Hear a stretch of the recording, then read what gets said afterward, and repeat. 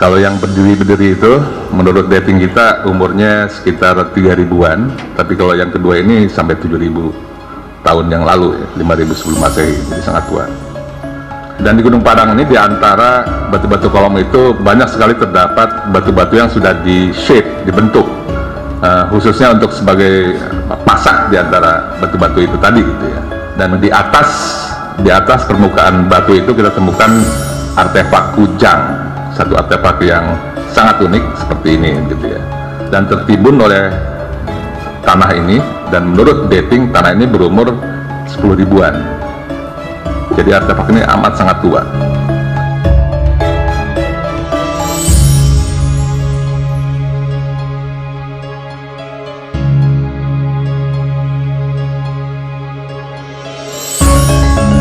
Bapak, Ibu-ibu, rekan-rekan yang saya hormati, Assalamualaikum warahmatullahi wabarakatuh. Baik, tadi sudah diceritakan cukup panjang lebar juga oleh Pak Amin bahwa Indonesia ini memang negara penuh bencana, banyak gempa di mana-mana, kemudian juga tsunami. Jadi yang merah itu adalah tinggi tsunami, jadi semua wilayah Indonesia hampir tidak luput dari tsunami. Yang merah itu yang tsunami-nya lebih besar dari 5-10 meter.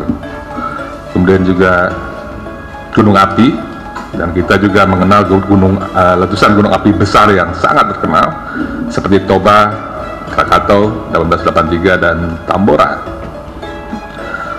Kemudian ada satu lagi adalah bencana iklim ekstrim dan juga perubahan muka air laut yang untuk tanah kita itu sangat berpengaruh, karena di tanah kita itu dulu waktu zaman es adalah satu tanah yang besar yang kita sebut Sundaland, bahwa Laut Jawa dengan Kalimantan yang kita tahu sekarang laut itu dalamnya hanya tidak lebih dari 100 meter, padahal kenaikan muka air laut dari 20.000 tahun yang lalu sampai sekarang itu 130 meter. Itulah sebabnya sekarang jadi Sumatera, Jawa, Kalimantan. Dulu hanya ada satu pulau, Sundaland. Baik, selanjutnya kita akan bicara tentang Gunung Padang. Kita akan singkat saja begitu ya, poin-poin yang besarnya juga saja, sehingga tidak terlalu lama. Jadi Gunung Padang ini terletak di selatannya Gede Pangrango, itu di Cianjur, terletak di pegunungan api tersier, jadi yang sudah kuno ya, yang sudah kuno, sudah tua. Ini kelihatannya Gunung Padang dari utara ke selatan. Kita lihat itu di atasnya ada situs megalitik, tingginya kalau dari tempat parkir sekitar 100 meteran. Jadi dulu orang hanya tahu bahwa situs megalitik itu hanya ada di atas bukit saja, tapi ternyata setelah kita teliti tidak hanya di atas bukit, seluruhnya melampar ke bawah dan juga ke dalam. Nah ini kalau dilihat dari atas, dari drone, kita lihat itu yang dari teras 1 itu di utara, kemudian ke belakang ada teras 2, 3, 4, 5. Nah itu situs megalitik yang sudah dikenal dari dulu, sejak 1800-an sudah tahu itu di situ, tapi belum pernah diteliti tuntas ke bawahnya. Dan ternyata pada intinya Gunung Padang ini tidak hanya satu lapis, tapi berlapis-lapis dengan berbeda umur. Nah ini adalah lapisan pertama yang ada di atas bukit, dan ternyata setelah tidak sengaja sebetulnya waktu kita survei georadar, kita buka, ternyata teras itu sampai ke bawah, itu melampar ke bawah. Akhirnya tim arkeologi kami yang dipimpin Ali Akbar kemudian membuka ini lerengnya, dan kelihatan sekarang teras-teras itu memang sampai ke bawah. Jadi lapisan pertamanya saja itu besar sebetulnya ya, punden-pundaknya itu. Tapi sekarang udah kelihatan lagi karena sudah ditumbuhi oleh tumbuh-tumbuhan ya, jadi rumput, semak dan sebagainya, jadi tidak kelihatan lagi sekarang. Nah ini kita membuat 3D digital fotografi pakai drone gitu ya, pakai software, sehingga sebetulnya ini bisa diputar-putar, di zoom, kita bisa lihat. Tapi secara garis besar kelihatan bahwa bentuk Gunung Padang ini cukup simetris dan mempunyai bentuk begitu ya. Ini kita ingatkan bahwa ini adalah di pegunungan vulkanik tersier tua begitu ya. Tapi kelihatannya kalau kita bandingkan dengan sekitarnya, Gunung Padang ini tidak tererosi, jadi relatif mulus begitu, bentuknya simetri, dan itu satu hal yang aneh waktu saya lihat pertama, kok begini ya, nggak tererosi. Dan kalau bentukan tua biasanya sudah si lapisannya itu sudah tererosi oleh itu ya, jadi tidak unconformity, tidak selaras ya. Tapi di Gunung Padang tidak, lapisan itu mengikuti permukaan gitu.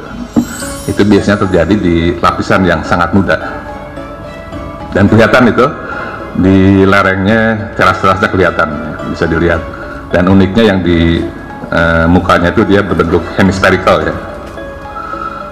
Nah sebetulnya kalau orang jeli, kita melihat di permukaan saja seharusnya bisa melihat bahwa Gunung Padang ini tidak satu fasa, tapi paling tidak ada dua fasa. Fasa yang paling mudah adalah batu-batu yang berdiri itu. Jadi kalau kita perhatikan itu ada dinding dari teras 1 ke 2, kita perhatikan di situ, itu susunan batuannya lebih rapi susunnya, dan kemudian diantaranya sudah ada matriks, sudah ada semen kita bilang begitu ya. Nah seperti itu. Jadi artinya gaya arsitekturnya pun lain antara yang hanya mendirikan batu-batu itu dengan yang di dinding itu. Jadi ini sebetulnya fase yang lebih tua. Kalau yang berdiri itu menurut dating kita umurnya sekitar 3000-an, tapi kalau yang kedua ini sampai 7000 tahun yang lalu ya, 5000 sebelum Masehi, jadi sangat tua. Ini sudah kita gali juga di situ, jadi hanya kita gali setengah meteran saja kelihatan bahwa di bawahnya itu ada susunan batuan yang lebih rapi begitu ya. Jadi ini jelas sekali terlihat ada lapisan pertama diselilingi tanah, tanahnya bukan tanah alamiah tapi tanah timbun. Kemudian di bawahnya ada situs lagi. Kemudian di teras 2 pun kelihatan. Jadi yang menjadi lantai dari situs megalitik yang kita kenal sekarang itu tersusun dari batu-batu lapisan 2 itu tadi yang arahnya North 55 East itu ya. Kemudian kita gali di situ, ternyata memang benar. Jadi tidak hanya di permukaan, dia terus ke bawah, ini tim Pak Anang Bahtiar ini yang melogging ini.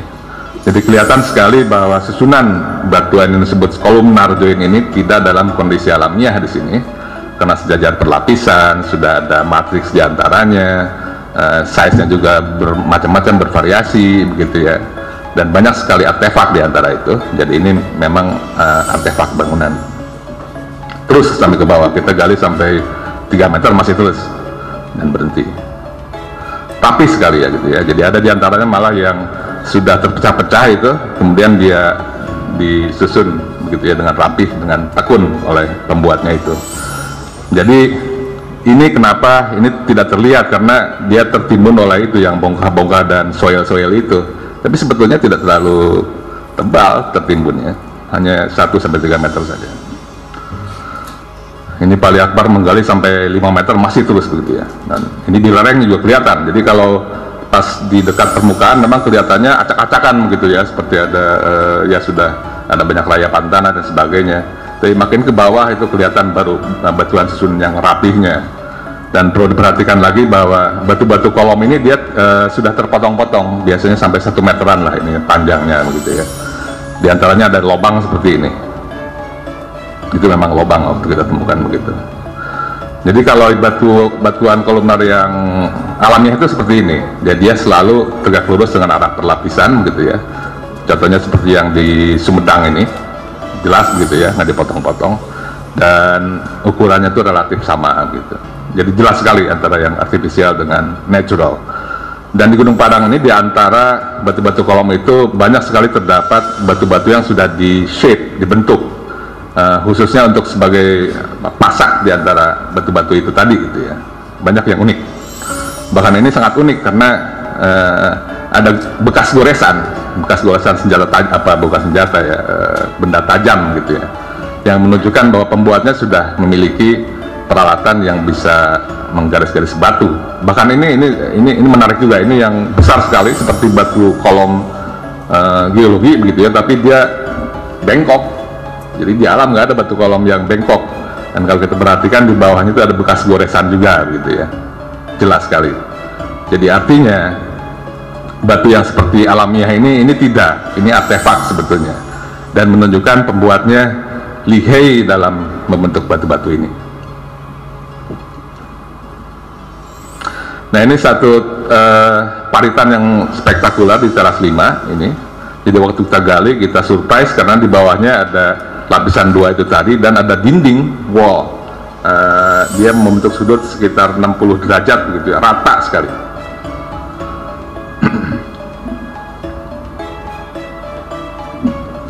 Ya, kenapa kita gali yang sea dredging ini? Karena dulunya sebelum kita gali ini, Pak Anang sudah membor yang GP4 ini. Ketika Pak Anang membor GP4 ini di sekitar kedalaman 8 meter, kalau pemboran itu pakai air ya, air bor itu hilang.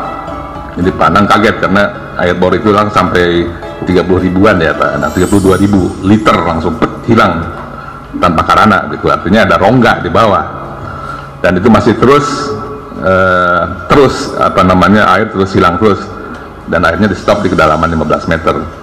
Jadi kita menggali yang trenching Eco 2 itu sebetulnya ingin sampai kepada yang diduga ruangannya itu tadi, tapi kita baru sampai 4 meter kita hentikan karena waktunya sudah habis dan tidak mudah melakukan itu gitu ya. Ada juga yang menarik di sini, waktu kita drilling lagi yang GP5 ini, di kedalaman 11 meteran ada koin logam yang ke atas begitu ya, yang itu menjadi gosip. Tapi apapun koin itu, kuno atau sangat kuno atau muda, ya tetap saja masalah karena itu keluarnya dari kedalaman 11 meter dari lapisan 3 yang sangat tua. Nah, ini adalah test pit yang paling dalam yang pernah kita gali di Gunung Padang, sampai kedalaman 11 meter. Saya sendiri tidak sanggup, yang sanggup hanya Pak Anang aja dengan timnya ini. Dan bisa dipastikan juga bahwa sampai kedalaman 11 meter itu masih lapisan di dalamnya. Alasannya apa? Jadi karena ini 7 meter itu, waktu kita gali 7 meter itu adalah tanah yang homogen, dan itu juga bukan tanah pelapukan natural, tapi timbunan. Nah, berbatasan dengan tegas langsung dengan batuan, dan batuannya itu terdiri dari fragmen batu yang bundar-bundar yang seharusnya ada di sungai. Jadi harus ada orang yang membawa batu-batu bundar ini ke atas kan, karena sungai itu masih jauh di bawah itu, masih 150 meter ke bawah gitu. Nah, ini di teras 5 sebelah selatannya begitu ya. Ini juga menarik karena waktu kita gali sama juga di sini, bahwa ini adalah tanah timbun artifisial yang langsung berbatasan dengan batu ini, dan ini adalah bukan batuan alamiah, ini adalah bagian dari bangunan Gunung Padang. Dan di atas permukaan batu itu kita temukan artefak kujang, satu artefak yang sangat unik seperti ini gitu ya. Nah, perhatikan bahwa konteksnya, bahwa artefak kujang ini terletak di atas lapisan batu dan tertimbun oleh tanah ini, dan menurut dating tanah ini berumur 10 ribuan. Jadi artefak ini amat sangat tua. Materialnya sangat unik juga, jadi seperti andesit, seperti selalu, tapi bukan andesit karena dia berporus seperti pumice begitu ya. Tapi sangat berat. BJ-nya itu 3,4 gram, jadi lebih berat dari andesit ya. Andesit hanya 3,1, 3,2 ya. Kenapa berat? Karena di dalamnya ada material logam, butir-butir logam yang merata. Kemudian ukurannya pun sangat unik kalau menurut kami, karena panjangnya 22 cm dan itu lebarnya yang bawah 7 cm, kalau kelilingnya 22 cm juga gitu ya. Karena kalau bagi matematik 22/7 itu satu pi ya, satu rumus yang mistik. Nah, kemudian Pak Bagus Endar dari Fisika ITB, dia penasaran juga dengan artefak ini, jadi dibawa ke labnya, yaitu dia ukur density-nya 3,4, kemudian dia scan, memakai scan yang biasa kita pakai di rumah sakit ya, untuk jantung kita, untuk otak kita gitu ya, tomografi. Tapi sekarang batu, dia ingin tahu sebetulnya seperti apa sih di dalamnya. Nah, yang Pak Bagus temukan, geometrinya itu memang dia bilang sangat unik ini, dia bilang ini harus diciptakan oleh satu rumus matematika yang canggih lah menurut dia begitu ya. Tapi intinya shape-nya tuh berdasarkan segitiga yang diputar gitu di sumbunya itu, dan sangat teratur, sangat simetris. Baik, jadi itu tentang permukaan Gunung Padang dan juga artefaknya, dan tentunya kita tidak hanya di permukaan tapi terus sampai ke bawah, ingin tahu di bawahnya ada apa. Kita sudah melakukan survei geologi dan geofisika yang cukup intensif, georadar, geoelektrik, seismic tomografi, memakai 3D geoelektrik, geomagnet juga, dan sudah ada 6 bore sampling di sana yang dilakukan oleh Pak Andang. Ini georadar. Georadar kita memakai berbagai antena juga dengan berbagai frekuensi sehingga kita bisa mendapatkan resolusi dan kedalaman yang berbeda-beda juga. Kita memakai super sting multi channel, dan kita sudah memakai grid untuk 2D-nya gitu ya, selain yang 3D-nya, jadi sudah sangat komprehensif. Seperti ini kalau kita satukan gitu. Baik, carbon dating yang kita lakukan sudah cukup banyak juga, meskipun tentunya harus terus kita lakukan verifikasi. Pada intinya yang layer pertama itu dari umur karbonnya, umur karbon itu adalah renik sisa hewan-hewan tumbuhan hidup itu 3000-an. Jadi kalau kita berasumsi bahwa renik hidup itu semasa dengan konstruksi bangunannya, yaitu merupakan umur bangunan gitu. Jadi yang pertama 3000-an, yang kedua 7000-an dari kedalaman 2 sampai 5 meter. Kemudian yang di bawah 5 meter, lapisan 3 itu umurnya lebih dari 10.000 karena sudah ditimbun oleh tanah itu tadi yang umurnya sekitar 10.000-an. Kalau hasil carbon dating dari layer 3 itu masih bervariasi, masih range-nya masih cukup besar, dari 13.000 sampai 26.000 tahun. Jadi kita belum tahu persis umurnya berapa, tapi yang jelas kelihatannya sangat tua sekali. Jadi masuk ke zaman es.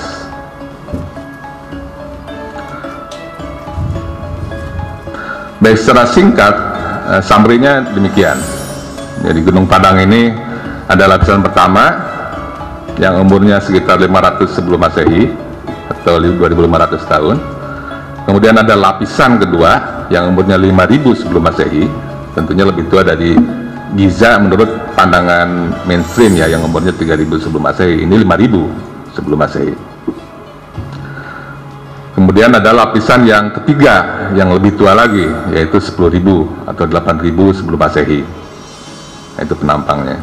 Kemudian yang keempat itu adalah yang lava andesit itu tadi yang merah.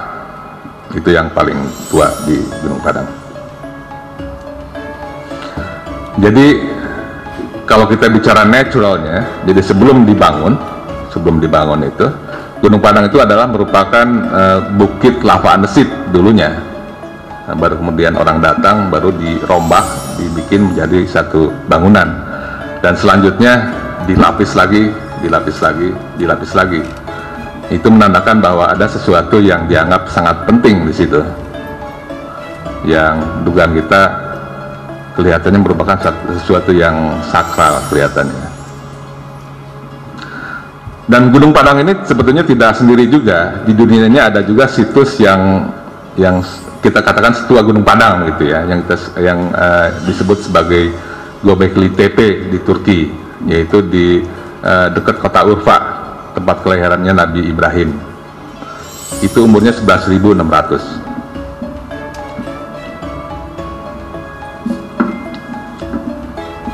Dan menurut hemat kami sebetulnya masih banyak situs-situs megalitik di dunia yang harus di-dating ulang sebetulnya. Nah, seperti contohnya megalitik yang di Easter Island ini, yang dulunya disebut sebagai peninggalan abad 1500 Masehi, begitu 1400 kalau nggak salah. Itu kelihatannya tidak demikian, karena menurut penggalian sekarang patung itu bukan hanya kepala tapi sampai ke badan terus, dan itu tertimbun sampai 10 meter, 7 sampai 10 meter tanah. Menurut pengalaman saya sebagai quaternary geologist, kalau kita gali tanah sampai 4-5 meter saja itu umurnya sudah 5.000-an gitu ya. Kalau sampai 10 meter harusnya sudah 10.000-an lebih begitu. Jadi kelihatannya ini sangat tua sekali. Dan kita juga rasanya belum ada penelitian yang menunjukkan apakah tanah ini tanah yang alamiah atau sengaja ditimbun. Terus kalau ditimbun, kenapa ditimbun begitu ya? Satu misteri. Kemudian sekarang Stonehenge di Inggris. Dulunya pun orang menganggap bahwa Stonehenge itu 2500 sebelum Masehi, dan hanya ini saja. Tapi beberapa tahun terakhir ini ada universitas di sana yang meneliti, ternyata Stonehenge hanya segede upil. Itu sebetulnya kompleks yang sangat besar. Mungkin seperti halnya di Penanggungan juga gitu ya, yang disangkanya candinya semplik, ternyata itu dihubungkan juga dengan satu landscape purba yang sudah direkayasa gitu. Dan sekarang namanya menjadi Super Hank, bukan Stone Hank lagi. Dan usianya sudah bukan 2500 lagi, tapi sudah lebih tua lagi, 5000 sebelum Masehi. Jadi sejarah kita ini sekarang ini mundur-mundur terus, karena datanya makin tua gitu. Dan site-nya makin besar. Kesimpulannya, Gunung Padang menjadi kelihatannya strukturnya seperti piramid. Mau disebut piramid boleh, mau disebut enggak juga enggak apa-apa. Yang penting barangnya seperti itu, begitu. Sangat kompleks, sophisticated.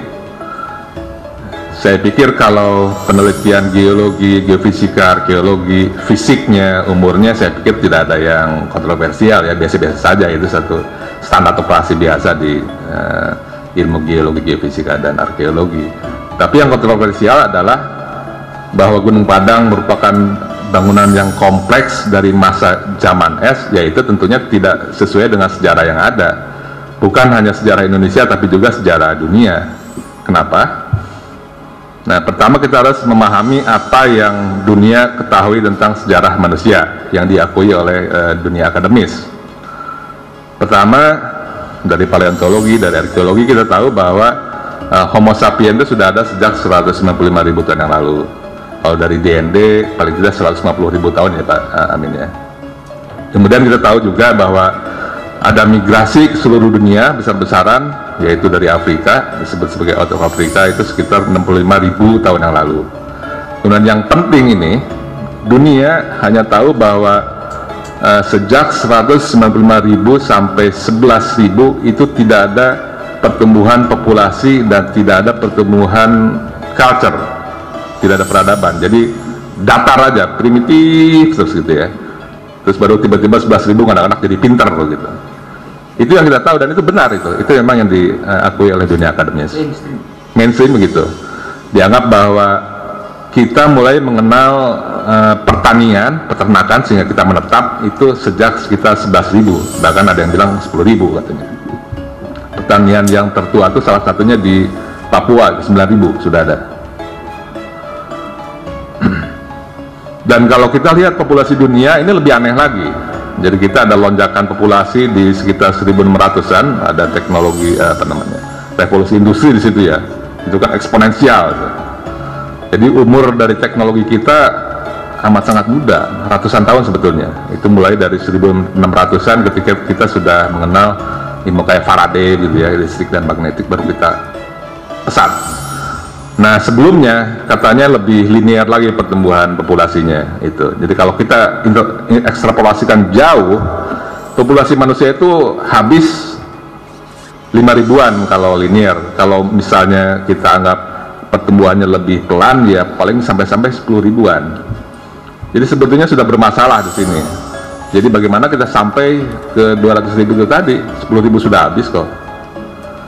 Tapi di lain pihak tidak benar juga kalau orang menganggap linear bahwa populasi dan pertumbuhan kebudayaan itu mulai dari 11.000. Karena datanya kelihatannya seperti itu begitu ya. Karena kan ilmu pengetahuan itu empiris begitu ya. Jadi harus ada satu konsep yang bisa menerangkan peradaban sebelumnya. Bagaimana menerangkan ini? Jadi menurut kami ini harusnya ada yang merecycle.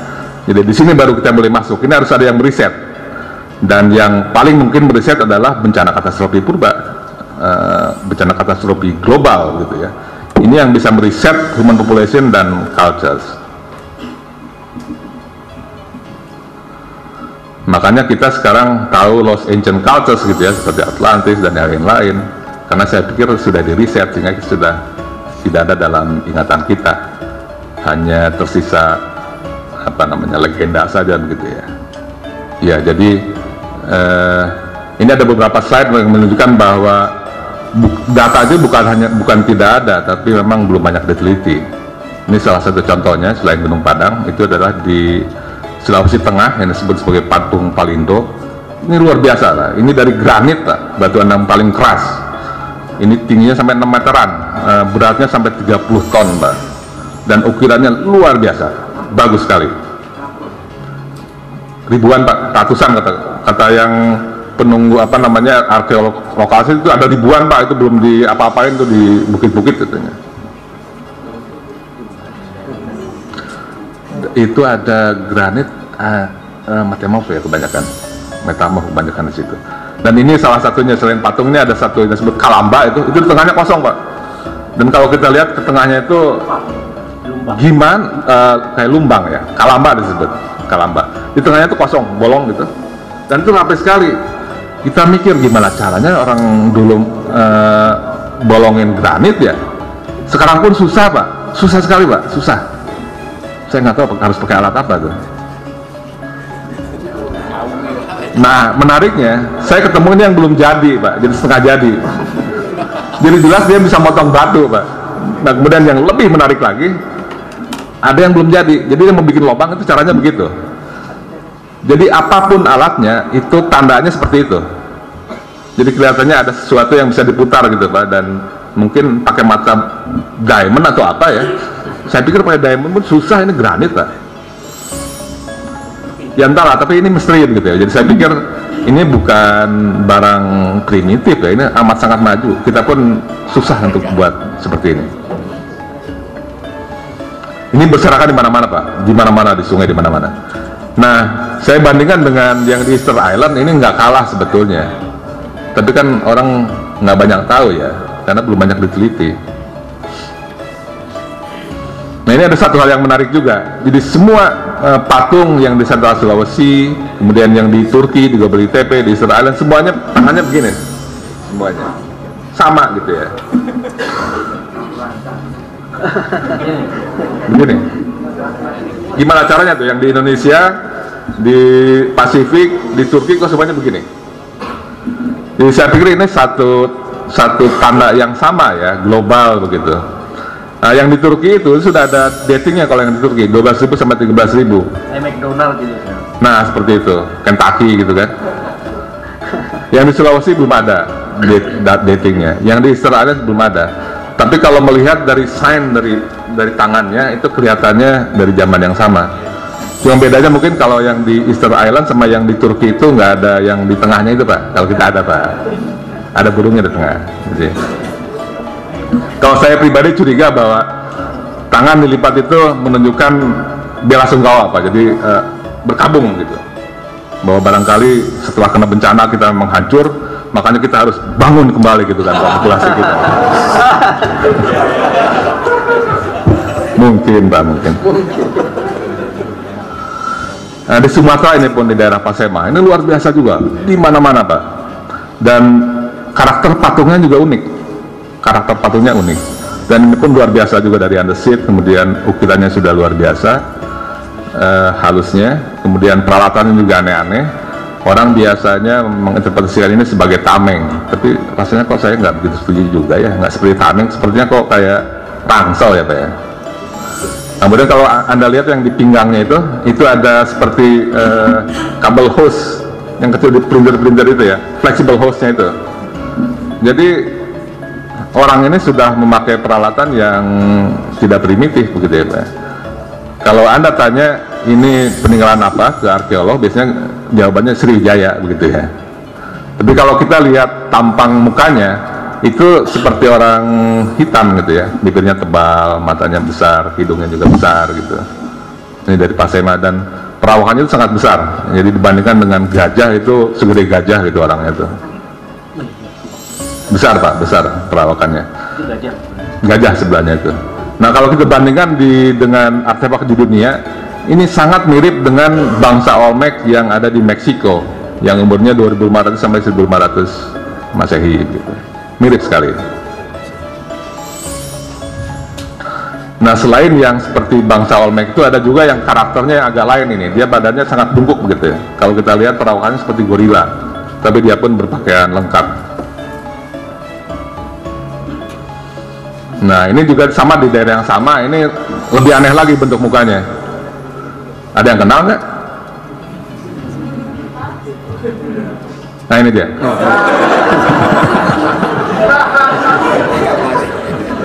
Stephen Buck mungkin pernah kesini kali ya Pak ya, jadi dia terinspirasi membuat Star Wars ini.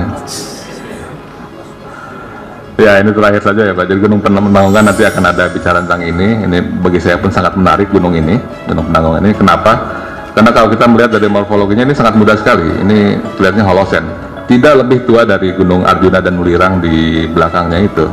Cuma jadi pertanyaan saya, ini terakhir meletusnya kapan ya Pak Amin?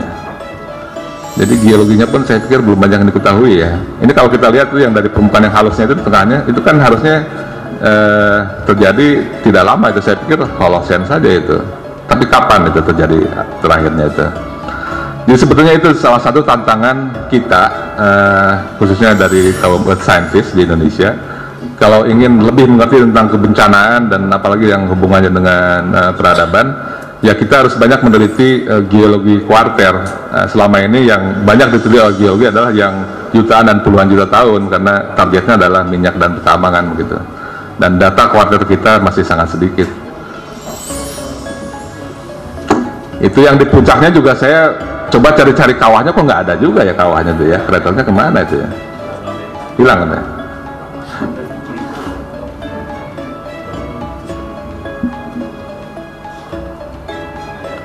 Baik, demikian Pak.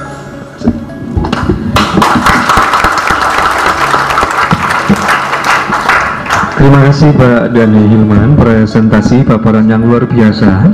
Saya mempunyai dua catatan yang barangkali bisa membingkai. Yang pertama, saya mengingatkan bahwa kita sekarang berada pada tahun 2016. Perbincangan tadi adalah 3000 sebelum Masehi, 7000 sebelum Masehi, 10.000 sebelum Masehi.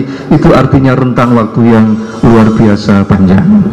Catatan yang kedua, bahwa hasil peradaban artefak situs yang besar seperti yang dipaparkan tadi itu hanya bisa dihasilkan oleh orang-orang besar. Kalau burung gitu kelasnya pasti burung Garuda, sehingga boleh sangat gampang kita tarik sesungguhnya kita semua ini adalah anak cucu dari Garuda itu. Sehingga mbok anak putune Garuda kok rumangsa ora dadi Garuda iki ya nemen kuwi.